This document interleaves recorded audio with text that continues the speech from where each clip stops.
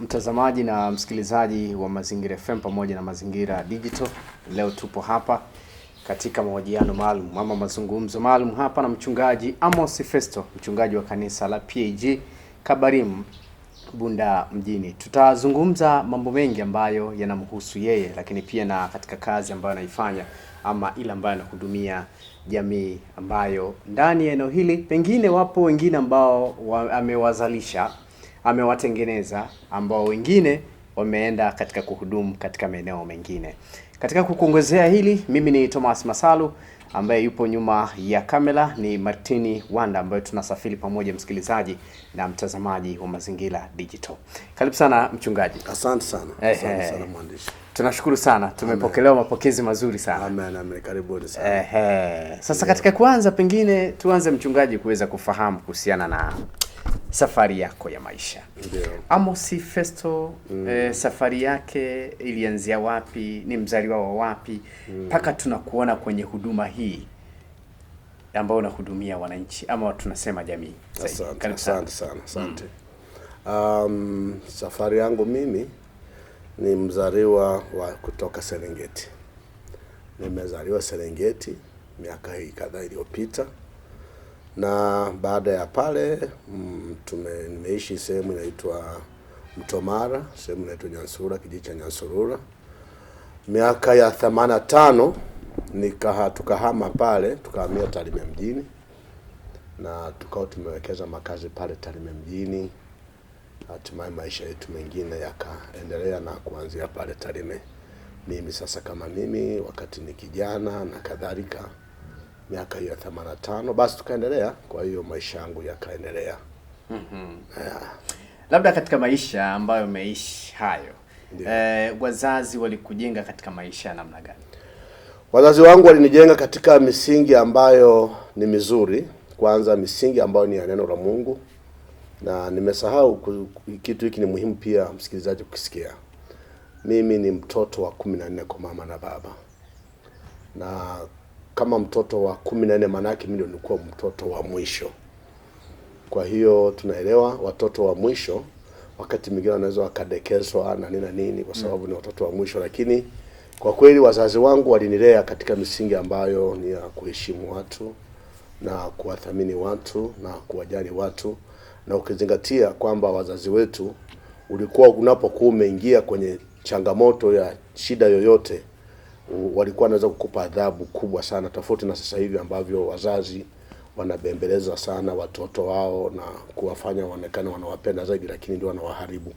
Wakati tunalelewa sisi, ilikuwa mtoto kifanya kosa unapewa adhabu kubwa ambayo haitoshi adhabu ya kichapo tu, lakini wanakuongezea pia kwamba hakuna kula. Na wanakuzuia kula kulingana na kosa ulilofanya. Unaweza kuzuia hata masaa 24 kwa maana ya usiku na mchana usile, kulingana na kosa ambalo umelifanya. Kwa unapoangalia na mtoto unapenda ule, unakuwa unajihadhari sana kufanya makosa. Lakini pia mimi namshukuru Mungu, nafasi ambayo Mungu alinipatia kwenye familia yangu. Mimi babangu mimi nimezaliwa akiwa ni mzee wa kanisa, ndani ya kanisa la PAG. Kwa hiyo akatulea katika misingi ya neno la Mungu ambayo ilikuwa ni lazima sasa mtoto aende kanisani, penda asipende lazima aende kanisani, kwa sababu mzee wetu alikuwa ni mzee wa kanisa. Kwa hiyo ilikuwa ni lazima watoto tuende kanisani. Kwa hiyo nikaanza kulelewa katika misingi hiyo ya kulikulia neno la Mungu kidogo nikiwa kijana, hata kama sijitambua, lakini nikiwa mtoto, tangu nikiwa mtoto. Kwa hiyo nimezaliwa kanisani, nikabarikiwa kanisani, nikaendelea kukua hivyo mpaka wakati wote na maisha yetu yote yakawa ni hayo ya kuwa kanisani. Kwa hiyo nashukuru Mungu nimelelewa katika misingi hiyo. Kwa hiyo sikufika kufanya mambo ya ovyo sana, kwa sababu wazazi walikuwa wako makini sana kwa hilo. Leo tunakuona ni mtumishi wa Mungu. Ndio. Mchungaji. Pengine tungetamani kujua sasa baada ya utotoni, malezi yao ya baba akiwa ni mzee wa kanisa, leo tunakuona ni mchungaji. Uliingia vipi hapo sasa katika utumishi wa Mungu? Okay, asante. Niseme kabisa moja kwa moja kwamba nashukuru mwandishi kwa ajili ya swali hilo zuri kwamba niliingiaje.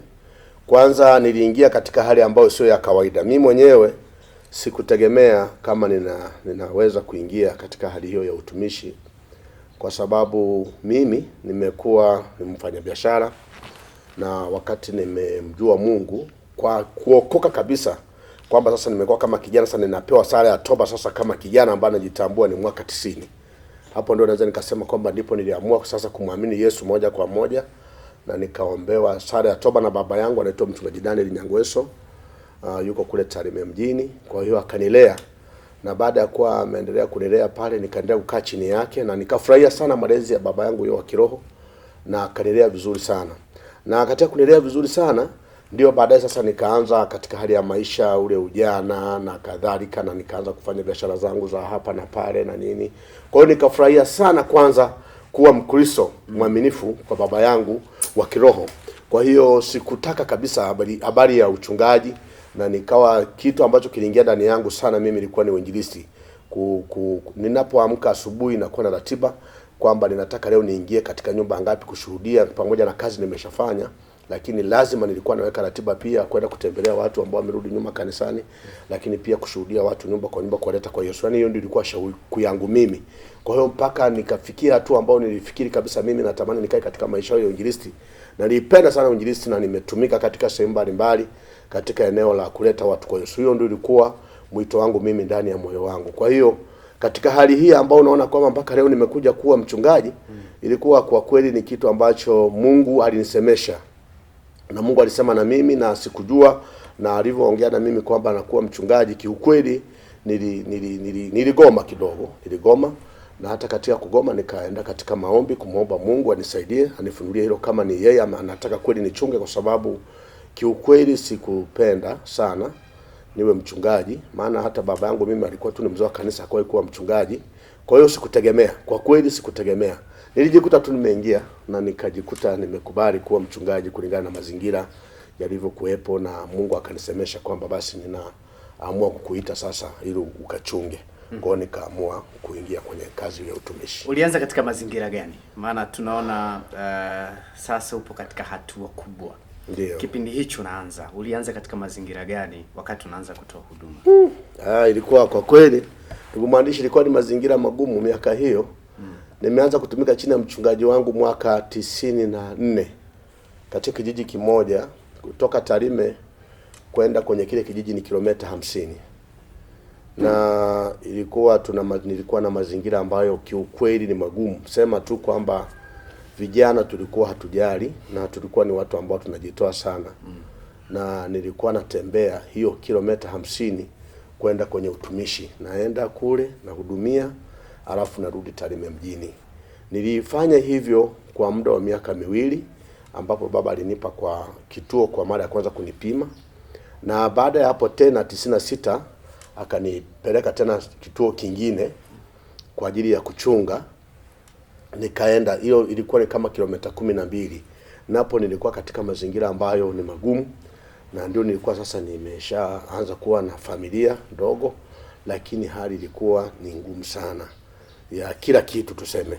Nimepanga na maisha hayo, natakiwa upambane, familia ishi na kadhalika. Kwa hiyo nikaanza katika mazingira hayo. Yalikuwa ni mazingira magumu sana, ambayo hayakuwa ya kawaida kama hivyo ambavyo watu wanaweza kufikiria. Unaweza kumwona mtu leo yuko hivi ukafikiri alikuwa hivyo, lakini nilikuwa katika hali ya chini sana, kiwango cha chini. Sikuwa na chochote, na mimi nimeenda kuokoka hivi kumkiri Kristo. Ndugu waandishi wa habari na wasikilizaji, sina chochote kabisa, sina chochote. Mimi nakumbuka hivyo, na ninashukuru Mungu kwamba ameendelea kusimama na sisi. Na ndio maana nasema mimi ni mashuhuda kwa wale watu ambao wanasema kwamba kwa Mungu hakuna faida. Kwa kweli kwa Mungu kuna faida, na kwa Mungu kunalipa. Kwa sababu kama tuliokoka katika hali ya mazingira magumu sana, magumu sana. Mimi wakati hata naoa mwaka 93, ndio niliazima kitanda kwa kaka yangu, akanisaidia kitanda kile cha spring wakati huo. Kwa hiyo hicho ndicho nilichoanzia maisha, na baadaye kikaja kikachukuliwa, nikarudi kulala chini. Baadaye nikaendelea kumwomba Mungu. Katika kumwomba Mungu basi akanisaidia, nikaanza kupata kitanda, nikaanza kupata vitu vingine. Na kadri nilivyozidi kujitoa kumtumikia Mungu na kujitoa kwa Mungu, nikaendelea kuona Mungu akishusha baraka kwa namna yake, na mpaka nikawa nimefikia kiwango ambacho sasa najisikia auweni kidogo, lakini tumefanya kazi ya Mungu.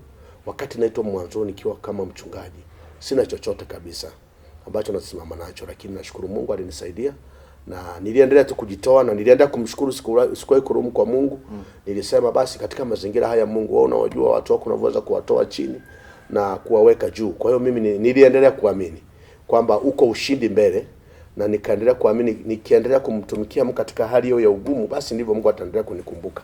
Na nilifanya hivyo katika hali ambayo ni ya kutembea kwa miguu zaidi. Nimetumia miguu kwa muda mrefu, na ni mwendo mrefu, tulikuwa tunaenda tunarudi, tunaenda narudi nyumbani, na sikuchoka kufanya hivyo, na sikuwahi kumlalamikia Mungu, tofauti na sasa hivi ambavyo unaweza kukuta kijana anapokuwa anapewa kazi kwa mazingira hayo, anakuwa ni mtu ataraumu, atafanya hivi, anaona kama babake wa kiroho amjari. Lakini sisi tulikuwa tunaona ni jambo la kawaida, na Mungu ndio aliendelea kutusaidia na kunibariki katika viwango vile ambavyo nilijitoa katika hali ya chini, sikuwa na chochote, hatimaye Mungu akanisaidia mpaka nikafikia hivi ninavyoona leo. Kwenye kumbukumbu zangu zinaambia siku moja ukawa unadokeza swala moja la baskeli. Ndio. Share story hii na watazamaji wetu na wasikilizaji. Ilikuwaje? Maana uko unaeleza kwamba ulikuwa unatamani hata kupata tu baskeli. Maana umesema hapa pia kwamba ulikuwa unatoa huduma zaidi kwa kutembea kwa miguu. Ni kweli. Ilikuwaje mpaka kufikia hatua ya kutamani kuacha na baskeli? Ni ile hali ya kutembea muda mrefu sana. Kwa hiyo nikawa naomba Mungu, nafikiri katika akili yangu kwamba Mungu nisaidie. Yaani sikuwaza pikipiki, maana pikipiki kwanza zilikuwa kuonekana ni kazi moja ngumu sana. Hata kuona pikipiki ilikuwa ni nadra. Msione sasa hivi boda kila mahali. Ulikuwa kuona pikipiki labda mzungu anayo au mtu fulani maarufu anayo, zinaitwa Honda, mara zikaja zile 110 zile. Na kwa hiyo ilikuwa hata kuziwazia kwamba unaweza kaipata ya staili hiyo ilikuwa ni ngumu sana. Kwa hiyo nikamwambia Mungu, kama kweli mimi ni mtumishi wako, usinipe hata basikeli tunaweza kanisaidia. Kwa kweli nikaomba katika maombi hayo, na katika kuomba maombi hayo nikakaa muda mrefu, lakini bado sikuona matokeo yoyote. Lakini namshukuru Mungu, nilienda kusoma theolojia ya Biblia miaka 4. Sasa wakati naenda kumalizia kule Mwanza mwaka 1999, katika ile maombi yangu mimi nilifikiri Mungu ameyasahau. Sasa wakati tumeenda kumaliza, basi Mungu nikashangaa, ndio kumbe ilikuwa ni Mungu akatoa majawabu ya lile nilikuwa namuomba kwamba nisaidie baisikeli. Kwa hiyo tukashangaa wakati tuna graduate pale, basi tukajikuta yule kuna missionary mmoja alikuwepo pale, akaguswa kwamba watu hawa nimeguswa kuwapa basikeli wanafunzi wote, tulikuwa kama 32. Kwa hiyo akaguswa kutunulia basikeli kila mmoja kwa ajili ya huduma. Kiukweli tuliona muujiza, binafsi niliona ni muujiza mkubwa sana. Mungu akanisaidia kunipa basikeli kuanzia mwaka huo sasa wa 99. Nikaona ni muujiza mkubwa Mungu amenifanyia. Na kwa kweli ile basikeli nimeendelea kumheshimu Mungu kwa ile basikeli, na ikanisaidia kufanya huduma kubwa kuliko ambavyo nilikuwa natembea kwa mguu. Kwa hiyo ndio ikawa hatua yangu ya kwanza kabisa, na nikasema hii baisikeli nitaitunza ili endelee kuwa kumbukumbu katika utumishi wangu. Kwa hiyo nimeendelea kuitunza mpaka nilivyoitwa kuja hapa Bunda mwaka 2005. Nilikuja nayo hapa Bunda, na hatimaye ndio baada nikaamua nikambariki tu kijana wangu. Nikasema basi yatosha, nikambariki kijana wangu mmoja ili aitumie, lakini ilikuwa msaada kwangu sana, na hapo ndipo tulipoanzia. Okay. Ilikuwa katika mazingira. Kwa hiyo nilimshukuru Mungu sana kwa ajili ya hiyo, kwamba nilishindwa hata kununua mpaka nikapewa na mzungu, nikaona ni kitu cha pekee sana. Kwa hiyo unaweza kuona kwamba ni katika mazingira gani ambayo Mungu anaweza kusaidia. Lakini nashukuru Mungu ambaye alinipa neema ya ajabu sana. Pikipiki hiyo ambayo ilikuwa ni adimu, baada ya kupata hiyo baisikeli nikaona kumbe inawezekana. Nikamwambia Mungu nisaidie, unaweza kunipa kitu kingine zaidi. Kwa kweli Mungu nashukuru alinibariki, na alivyonibariki nikashangaa na nipa kununua pikipiki ya kwanza. Wakati nimekuja hapa nikanunua pikipiki moja aina ya Honda, na hiyo ikawa ni ya baraka sana. Hiyo nimenunua sasa nikiwa nimeshafika hapa Bunda mwaka 2005, 2006 Mungu akanipa hiyo pikipiki. Kwa hiyo ikawa ndio hatua yangu ya kuendelea kimaendeleo na kupiga hatua. Nikaendelea kumshukuru Mungu sana kwa ajili ya hiyo pikipiki. Baada ya pale ndio 2007 Mungu akanibariki sasa, akaanza kunipa usafiri mwingine wa gari na kuendelea hatua kwa hatua, ndivyo baraka za Mungu. Sawa, tutafika huko. Yeah. Turudi nyuma kidogo. Umezungumza kwamba wakati unaoa uliazima kitanda. Yeah. Siku hizi vijana tunatamani kufikia hatua hiyo mpaka tuwe na vitu vyote ndani, ndio unasema sasa nataka kuoa. Lakini kipindi chenu mlikuwa mnafanya maamuzi, pengine huna hata kitu chochote, lakini unaamua kukiamini kwamba pengine anayekuja kuna kitu ambacho kitakuja. Share na sisi kuweza kufahamu katika hili. Vijana wa sasa na vijana wa enzi zenu. Kwa nini kunaonekana kuna utofauti katika hili? Nadhani ni kulingana kwanza na mazingira. Ni kulingana na mazingira. Cha kwanza mimi nashauri na ninachowashauri vijana kwamba ni vizuri wanapotaka kuoa kabla hawajaoa. Kiukweli siwezi kuwashauri kama vile ambavyo Mungu alinisaidia katika ile, unaweza kana sijui kila mtu namna anavyomuomba Mungu, lakini kiukweli mimi nawashauri vijana wanapotaka kuoa. Ndio maana sisi mchungaji, pamoja na mazingira tuliokuwa nayo magumu, ilikuwa mchungaji wangu mimi ukitaka kuoa anakuuliza, je, umejiandaa? Na kwanza mchungaji alikuwa anajali sana kitanda, hakikisha una kitanda na godoro, at least kianzio. Mengine hayo hata usipokuwa nayo lakini anajua unapooa mtoto wa mtu anakuja kulala. Kwa hiyo analala wapi? Anakuja kukuta labda jamvi. Kwa hiyo kwa kweli mchungaji wangu alikuwa makini sana kwa hilo. Kwa hiyo alikuwa anatuka. Ndio maana niliona kwamba sasa hapa ninaweza nikashangaa mchungaji ananizuia. Maana mchungaji alikuwa akisema kwamba basi uwezo kaoa, inabidi utulie. Tofauti na sasa hivi. Yaani mchungaji alikuwa ndio kila kitu, kila jambo. Unataka kuongea na mchumba wako, unaomba kibali kwa mchungaji, ndio mkaongea na mchumba wako na mnaongelea labda kanisani au kwa mzee wa kanisa na kadhalika. Na ndio tulilelewa katika mazingira hayo ya hofu kubwa sana. Unaona, tofauti na sasa hivi unaweza kumuita hata mchumba wako hotelini wapi mkaongea tu. Lakini wakati wa sisi mazingira yalikuwa ni magumu, na inabidi unyenyekee kwa viwango vya juu sana ili mchungaji wako asije akaweka kikwazo akasema hauwezi kuoa uchumba nimeufuta. Alikuwa akisema kweli amefuta kweli. Kwa hiyo inabidi, ndio maana unaona sasa mwandishi na wasikilizaji, ilibidi nitumie namna yote niongee na mkubwa wangu ananiazimia hata angalau kitanda ili at least iweze kunisaidia, maana najisikia shauku ya kuoa, lakini uwezo wa kununua kitanda bado sijapata. Na bahati nzuri akanielewa. Sasa kweli mchungaji wangu aliviona kwamba kitanda kipo na godoro nini, basi akaniruhusu, akanipa kibali cha kuoa. Ndio maana tukafanya hivyo. Kwa ndio maana nasema kiukweli mambo ya kitanda na mazingira ni vizuri kuiandaa kabla haujaoa, kwa sababu kuoa ni kitu ambacho mtu anafanya maandalizi tofauti na kitu kingine. Kwa hiyo ni vizuri, mimi nawashauri vijana wajiandae kwanza. Unapokuwa umejiandaa, baadaye ndio wachumbie na waoe. Hamna shida katika hilo. Kwa hiyo mimi ndio ushauri wangu na utoa kwa vijana. Wakati tunazungumza hapa pia umedokeza kwamba kipindi chenu zaidi ilikuwa ni hofu ya Mungu. Sasa hivi mchumba tunakutana sehemu yoyote, tofauti na kipindi chenu. Ni nini ambacho kimekosekana kwa sasa? Nadhani kwanza ni mafundisho. Lakini nidhamu pia imepungua. Ni ukweli usiopingika kwamba vijana sisi wakati tumeolewa tulikuwa na hofu kubwa sana ya Mungu. Ulikuwa hata mchungaji wako anaweza kukuchapa viboko kijana, au akachapa binti kwa sababu amefanya ujinga fulani na nini, ukorofi fulani wa dhambi fulani tu ndoko kanisani, hata akamchapa. Na ataomba msamaha kwa namna yote kwa mchungaji amsamehe, hawezi kukimbia kanisani. Lakini kwa hali tulionayo sasa hivi ni tofauti kabisa na mazingira yale. Kwa hiyo mabinti wakati huo walilelewa katika misingi hiyo, na vijana tuliokoka wakati tulilelewa na tulikuwa ni watu ambao kwa kweli tulilelewa katika misingi ya kuogopa sana eneo la kuanguka dhambini, katika dhambi ya uzinzi na kadhalika. Sasa ndio maana watumishi wa Mungu walikuwa wanatupata hadhari kubwa sana kwamba tusiwe karibu sana na mchumba, usiwe naye karibu sana mpaka pale unapokuwa umemuoa, sasa ndio anakuwa mali yako. Kwa ndio maana walituwekea misingi hiyo na kuweka utaratibu huo wa kuhakikisha kwamba wanatuhakikishia kwamba tusije tukaingia kwenye makosa kabla ya, na ilikuwa ikionekana kwamba umefanya kosa la namna yoyote, nani tu hapo ndio hiyo inaahirishwa. Kwa hiyo inabidi tena utaanza upya. Na hakuna kazi ngumu kama kuanza upya. Labda Mungu amekusaidia, ulikuwa unampenda huyo binti na kadhalika, tena unavuruga, uchumba unakufa. Inakuwa ni kitu kigumu kidogo. Kwa hiyo ndio maana tulijengwa katika misingi. Kwa hiyo tulijengwa katika misingi ya hofu kubwa sana ya Mungu, ya kumwogopa Mungu, kwamba tuliamini kwamba unapokuwa umekuwa mwaminifu kwa Mungu, na hata kama unachumbia ukaheshimu kwamba hii sio ndoa, ni uchumba, mpaka Mungu anapokupa ndoa yako, hiyo ndio inasimama na inadumu vizuri sana. Na ndio maana sasa unaweza kaangalia hata ndoa zetu zile za enzi zetu na kabla yangu zimedumu nyingi, lakini sasa hivi unaweza kaona kwamba ndoa nyingi hata hivyo hazidumu kwa sasa kama zile za nyuma kidogo, kwa sababu ya misingi tuliyowekewa. Kwa sasa hiyo inakuwa pia ni changamoto iko hapo. Kwa mimi naomba tu vijana wavumilie wanapoita kitu uchumba, basi iwe kweli ni uchumba, sio uchumba na tayari mmeshaanzisha mahusiano. Hicho ni kitu ambacho kwa kweli huwa Mungu pia akifurahii. Kwa mimi naonya vijana wajitahidi kumtegemea Mungu, awasaidie, wasimame, wawe waaminifu mpaka pale Mungu anapokuwa amefikia hatua ya kuwaunganisha pamoja. Wakishatolewa tamko, basi wataendelea na maisha. Mambo mengine hayapo tu, ni kuvumilia, kumheshimu Mungu, na hiyo inakuwa ni jambo ambalo ni la baraka mpaka siku zenu zote mnakuwa mnakumbuka. Sawa, 2005 unaingia Bunda sasa. Naam.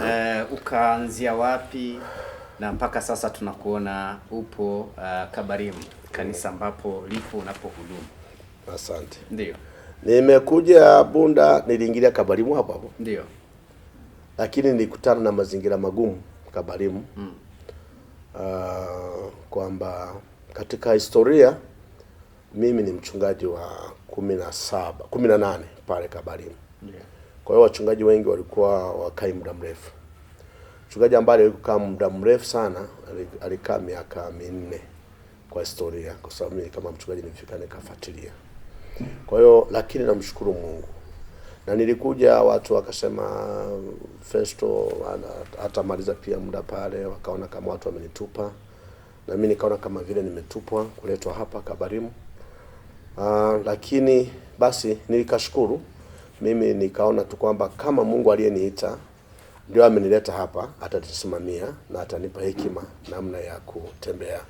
Lakini nilifika pia bado mazingira yalikuwa sio mazuri, ndugu mwandishi wa habari na watu wengine. Nilifika hapa Bunda, nakumbuka siku ya kuhama, siku tumehama, sasa tumehamisha vitu vyetu kuja Bunda kwa ajili ya utumishi.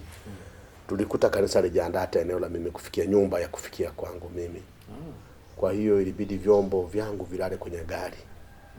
Vilala kwenye gari, na tulikuwa na mtumishi wa Mungu rafiki yetu sana na ndugu yetu anaitwa Musa Samora, alikuwa anafanya TANESCO kazi. Ilibidi atuombe kule TANESCO vyombo viende vilale, gari iende lale pale na vyombo vyetu. Wakisubiria mtu mmoja atoke, alafu ndio mimi niingie. Kwa hiyo kweli walisubiri, baadaye akatoka, na alivyotoka ndio basi vyombo jioni vikachukuliwa, nikapelekwa Ponya Sura, nikaingia kwenye hiyo nyumba ambayo ilikuwa ni ya upangaji. Kwa hiyo nimeishi hapo kuanzia muda huo 2005 nilipoingia hapa Bunda. Kwa hiyo nikaingia katika mazingira hayo, lakini pia bado kanisa nilikuta liko katika mazingira ambayo si mazuri sana, walikuwa watu ni wachache, na tulikuwa na kanisa moja la slope. Kwa hiyo ni katika mazingira, lakini mimi bado nikaendelea kumwamini Mungu kwamba Mungu kama ndiye aliyenileta hapa, kuna mabadiliko ambayo labda atanitumia mimi kuyafanya, kwa sababu mimi sijui chochote cha kufanya, lakini Mungu anajua kwa nini amenileta hapa. Kwa hiyo niliingia katika hali hiyo na katika mazingira ambayo hayakuwa rafiki sana. Kwa hiyo lakini pamoja na hayo Mungu alitusaidia na tuliendelea mpaka sasa hivi tunaendelea. Labda uliuliza kwa nini walikuwa hawadumu? Kwa nini? Mchungaji. Niliuliza kwamba walikuwa wadumu kwa sababu ya kikubwa zaidi ni mazingira ya kanisa jinsi lilivyokuwa. Okay. Lilikuwa liwezi kuhudumia mchungaji wao, na kwa hali hiyo unakuta kwamba kama mchungaji hawezi kuhudumiwa, basi ina maana kwamba lazima wito wake uishe, atafute kitu kingine cha kufanya au atafute mahali pengine pa kwenda. Hilo lilikuwa ni changamoto kubwa, lakini pia walikuwa wanaweza kuzuhulia mtumishi labda jambo fulani ambalo wakati mwingine hata halipo, na ukajikuta na mchafua na kadhalika, kisa tu wamechoka kuwa naye, wanajikuta tu ni katika hali hapo. Watu walikuwa hawajafundishwa vizuri wamchue Mungu sawa sawa. Kwa hiyo ikaonekana katika mazingira hayo, kwa hiyo inabidi hilo nalo likawa ni sababu ya watumishi wa Mungu ambao iliwasababisha wengi waweze kutoka. Ila mimi nashukuru Mungu, wakati nakuja Bunda pia ilinisaidia katika hali ya uchumi kidogo. Mungu alikuwa ameanza kunikumbuka kwenye uchumi wangu. Nilikuwa nina kazi ambayo pia nilikuwa nafanya. Kwa hiyo sikuwa tegemezi 100% kwa kanisa. Nilikuwa na kazi zangu binafsi, bado nilikuwa na duka, na tumefanya kazi hiyo ya duka tukiwa tunauza simu hapa Bunda, mimi na Selemani. Tulikuwa ni watu maarufu sana, wilaya yote walikuwa wanatufahamu. Kwa hiyo walikuwa ukisikia naenda kwa mchungaji, tunasimwacha sasa hivi. Kwa hiyo kidogo ikawa hiyo ndio ilinisaidia kusupport kazi ya Mungu na kuendelea kusimama, kwa sababu sikuwa tegemezi 100% zote Kwa hiyo nayo kama nisaidia, lakini kwa sababu sio hiyo sana, mimi nachokiamini kwamba Mungu alikuwa na makusudi mimi kunileta hapa. Ndio, hakunisikuja. Leo ni miaka 21 sasa. Ndio. Kama sijakosea. Toka 2005 Ndio. mpaka 2026 sasa. Ni 21. Ukiwa pale pale. Ndio. Labda ni kitu gani ama mambo gani ambayo unasema kwamba hiki hata leo nikiondoka nimeacha alama? Ndugu mwandishi na wasikilizaji, tunapozungumza habari ya alama, mimi tangu nimekuja 2005 nilimwambia Mungu kila mwaka ninahakisha kwamba nimeweka alama ndani ya kanisa kwa kazi ya Mungu. Sijawahi kupita mwaka sijafanya jambo wala tukio. Lakini ni kwa kuokoa muda kwamba alama ambayo nimeiacha hata nikiondoka leo ni alama nyingi. Kuna alama nyingi ambazo nimeiacha. Cha kwanza ni Mungu, nilivyofika hapa nilimuomba Mungu anisaidie nianzie wapi.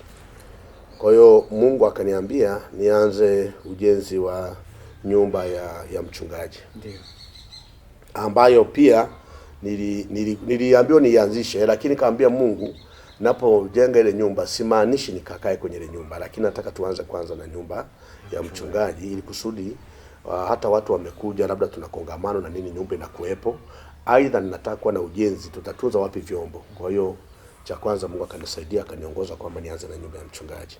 Kwa hiyo nikaanza na nyumba ya mchungaji mara tu baada ya kufika, na kweli ile nyumba iliisha, na baada ya kuisha ile nyumba sasa ndio ikabidi hata Wakristo sasa wakasema, mchungaji tunaomba sasa uhamie hapa. Nikaambia nilishamwambia Mungu akiniita kwenye utumishi sitakaa kwenye eneo la kanisani, kwa sababu mimi nimeona baba yangu wa kiroho akiwa anaishi eneo la mission kanisani, adha ambayo amekuwa akiipata. Kwa mimi sikutaka hilo, nilimwambia Mungu kabisa kwamba kama unaniita inabidi unipe eneo langu na nyumba yangu ya kuishi, lakini sio kanisani.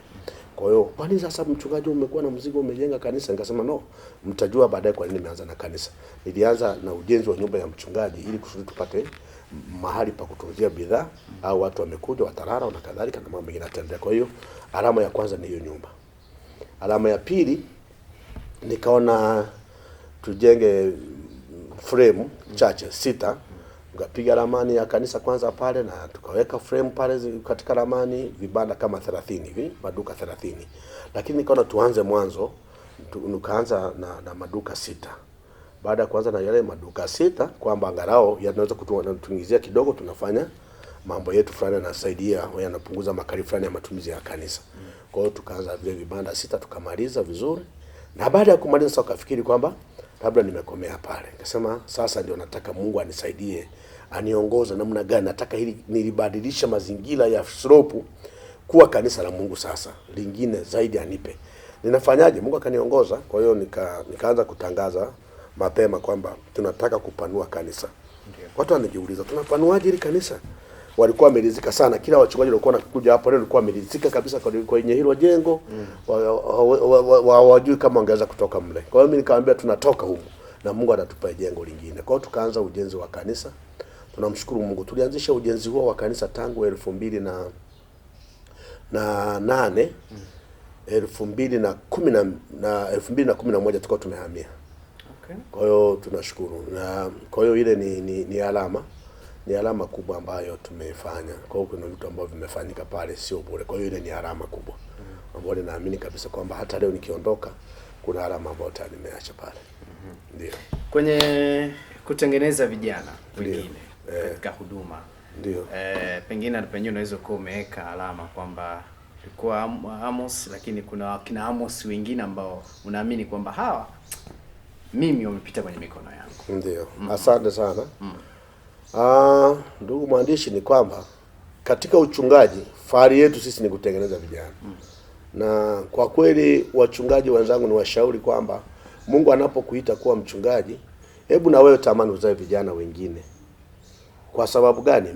Mimi kwanza kabla yangu mimi mwenyewe nakumbuka baba yangu mimi wa kiroho ambaye ni mchungaji Daniel Nyangweso ambaye alikuwa askofu amestaafu mwaka 2024 akiwa askofu katika jimbo hili, na mimi nilikuwa ni katibu wake. Huyu baba nilijifunza kwake kabla hata sijawa mchungaji. Maana nilikuwa naona jinsi alivyokuwa na watoa vijana kwenda kwenye utumishi na nikiwepo mimi mwenyewe. Na mwisho wa siku mpaka ikabidi tuweke utaratibu kwamba kila mwaka tunaenda kumsalimia huyu baba yetu wa kiroho. Kwa namna alivyotolea vizuri na kutuwekea misingi mizuri na kadhalika. Kwa hiyo nikasema, Mungu, na mimi ukinipa uchungaji, natamani na mimi pia nizae vijana waende wakaanzisha kazi mpya, kazi ya Mungu, na hiyo ndio ubaba mzuri. Kwa hiyo mimi nashukuru Mungu kwamba tangu amenileta hapa Bunda kuwa kama mchungaji, nashukuru Mungu nimezaa vijana wengi na wanatumika, na si kutumika tu, ni watumishi wazuri na wana makanisa makubwa mazuri ambayo ni ya kufurahisha. Kwa hiyo mimi namshukuru Mungu kwa kweli kwa hatua hiyo, na nimezaa vijana kwa kweli wengi. Mpaka juzi hapa nimemtoa ambaye alikuwa kiongozi wa kina mama, ambaye sasa ni kiongozi wa kina mama wa wilaya, alikuwa ni mshirika wangu, nimemtoa kuwa kuchunga kanisa la Manyamanyama pale. Unaona? Kwa hiyo namshukuru Mungu kwamba yupo huyo, nimemzaa. Kuenda kule Balili kijana wangu nimemzaa, na kanisa kubwa sana. Kienda kule Nyasana, sasa nimepeleka mtumishi ametoka, alikuwa mzongo wa kanisa, nimemlea katika misingi mizuri, anafanya kazi kubwa na mambo mengi sana yamefanyika pale, yuko pale. Kwa hiyo hayo yote ni malezi ambayo nimekuwa nayo. Kisango kule nimefungua kazi, inaendelea. Hiyo ndio ni sehemu ya kazi. Bado kule Dar es Salaam na kijana anaendelea, ni mchungaji. Namshukuru Mungu sana kwa ajili yake. Lakini bado Mwanza kule na kijana ni mchungaji, anafanya kazi ya Mungu pale, na wengine ambao wametoka sasa wanafanya huduma nje ya kanisa letu, lakini bado ni vijana wangu na niheshimu kama baba yao, wakiwa ambao nimewatoa na nimewalea mpaka leo ni wachungaji. Ni wachungaji sasa wengi wa kutosha. Nashukuru Mungu pia kwa ajili ya neema hiyo. Faida ya kuwa na vijana hao wengi ni ipi zaidi? Faida yake kubwa, kwanza ile tunapoona mwili wa Kristo unajengwa, kwa maana ya makanisa yanaendelea. Tunapowazaa na wao wanazaa. Unapozaa na yeye anazaa. Kwa hiyo fahari yetu sisi ni kuona wakiendelea. Unaona? Kwa sababu tunatamani kazi ya Mungu iendelee. Kwa hiyo tunapoona wanaendelea kufanya vizuri, na wao pia wanazaa vijana kama mimi nilivyowazaa, na wao wanazaa. Kwa hiyo inakuwa hiyo ndio fahari yetu. Hakuna fahari nyingine kubwa zaidi ya hiyo, kuona wanaendelea kufanya kazi ya Mungu na inaenda vizuri. Kitu maombi. Kwa sababu tunazungumza na mtumishi wa Mungu. Ndio. Nguvu ya maombi ipoje? Nguvu ya maombi ni kubwa. Na nguvu ya maombi nachoweza kusema ni kwamba chochote ambacho tunahitaji tukimwomba Mungu anatusaidia. Na kinachoweza kutusimamisha sisi ni maombi. Uwe ni mtumishi wa Mungu, umeokoka jana, umeokoka juzi, hauwezi ukaendelea kama utasimama na maombi. Huwezi ukasimama. Kwa sababu kuna vitu vingi sana viko duniani vinakatisha tamaa, vinavunja moyo. Lakini unapokuwa unaomba, kuna nguvu sana, yani kuna nguvu kubwa sana ambayo inakuonekania wewe mwenyewe, na unaonekana kabisa ukisurvive na kushinda mambo ambayo hata mwenyewe alijiuliza, nimeshinda namna gani hapa ili jaribu. Sio wewe, ni Mungu ambaye umemuomba ndio anakusaidia. Kwa hiyo tuseme kwamba maombi yana nguvu kuliko nguvu yoyote ile. Kwa hiyo mimi naomba watumishi wa Mungu ambao mnanisikiliza kwamba mtu yeyote, ili ufaulu, hakikisha unasimama na maombi. Ukitambua nguvu iliyo katika maombi, na wakati wote ukaendelea kumwomba Mungu, hakuna mahali utafeli, hakuna mahali utashindwa. Maombi hayajawahi kushindwa mahali popote. Kila mmoja na simama na maombi, na haya maombi utaona nguvu yake. Na nguvu ya maombi tunayosema ni ile ambayo tunavyozidi kuomba tunaona Mungu anatusimamisha, na tunazidi kupenya, tunazidi kusonga mbele kwa sababu ya maombi. Sio kwa akili zetu, sio kwa nguvu zetu, hapana, ni kwa sababu ya maombi. Kwa hiyo tunaamini kwamba ukisimama katika maombi utamwona Mungu na utaona nguvu za Mungu katika maisha yako. Na tusiwe na mazoea watu wa Mungu. Yaani ukiwa na mazoea ukakosa kuwa na maombi, kwamba kwa sababu na mazoea labda ya huduma unaweza tu kuhubiri watu wakabarikiwa, wakabubujika, wakafurahia, wakachangamka, lakini huombi, hakuna faida yoyote. Hebu omba Mungu akupe kibali, Mungu akupe nguvu ya utumishi wako na ukristo wako. Utasimama na wewe mwenyewe utafurahia kile ambacho unakifanya, na utafurahia wokovu wako kupitia maombi. Lakini kama hautakuwa na maombi, kwanza hata kuendelea kwako itakuwa ni ngumu sana. Kwa hiyo ninashauri simameni na maombi. Ndio kitu cha muhimu sana. Labda kwenye kumbukumbu zako nakumbuka kitu gani ambacho kilishawahi kufanyika ukiwa mbele ya madhabahu? Ndio. Labda ushuhuda mashuhuda kwamba hiki hata mimi mwenyewe nilitikisika baada ya kusikia ama kuona. Aha. Hey. Okay. Ni vitu vingi, ni vitu vingi, kitu ambavyo nimewahi kuona Mungu akinisaidia. Na tumeona Mungu akiwatendea watu mambo yao mengi. Nakumbuka kuna mama mmoja alikuwa na shida ya mara kwa mara. Na wakati ule wa Loliondo alienda kule kwenye kikombe, lakini bado hakupata majibu. Kikombe cha babu. Alienda akapata kile kikombe, lakini hakikumsaidia na hali yake ilibadilika kuwa mbaya sana. Sema nini shida? Baadaye yule mama tukatambua na nikajua shida yake ni kitu gani. Siku moja nikiwa katika madhabahu nikajisikia kumuita yule mama na kumuombea na kuomba maombi special kwa ajili yake. Lakini pia Mungu akaniongoza nimwambie jambo la kufanya ili Mungu anaenda kukutana na haja yake ambayo inamtesa muda mrefu. Alikuwa ni mwathirika eneo hilo. Kwa hiyo tuliomba kwa ajili yake. Na hiyo nguvu iliyoshuka kwenye maombi siku hiyo na muombe mama ni watu wengi, maana umesema tu niseme moja ambayo niliona la ajabu pia. Kwa hiyo nilimuombea na baada ya kumuombea nikamwambia mama, kuanzia sasa umepona. Na nikamwambia kwa imani, nenda ukapime kama utakuta tena shida hiyo. Kweli yule mama alienda akapima, alipoenda kupima akakuta ameshapona. Yule mama alipona na akarejea nyumbani kwake, na nilishangaa hiyo ambayo Mungu alifanya. Na vitu vingi ambavyo nimeona Mungu akitusaidia na kututendea mbele ya madhabahu. Tukizungumza mambo ya madhabahu kila wakati, kila mwaka tunaona mambo makubwa ambayo Mungu anakuwa anayafanya katika madhabahu yake, na zaidi ni kwa ajili ya kusaidia watu wake yeye mwenyewe. Kwa hiyo mimi nashukuru Mungu sana kwa ajili ya hayo, na ninaomba Mungu aendelee